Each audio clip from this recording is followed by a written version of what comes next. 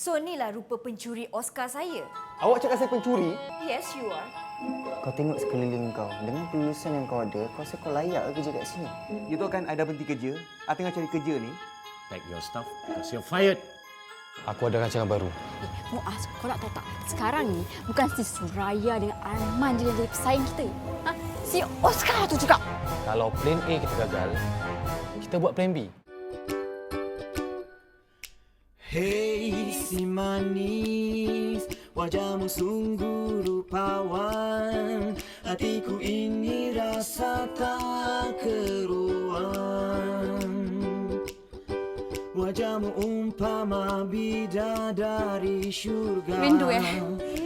Kau nampak ni? Terima je lah hakikat yang cinta tu tak boleh dipaksa, Zala. Memilikimu. Hei si manis, kau sungguh mempersonakan. Wajahmu berseri bagaikan bulan. Oscar! Excuse me. Tunggu dulu, Cik Suraya.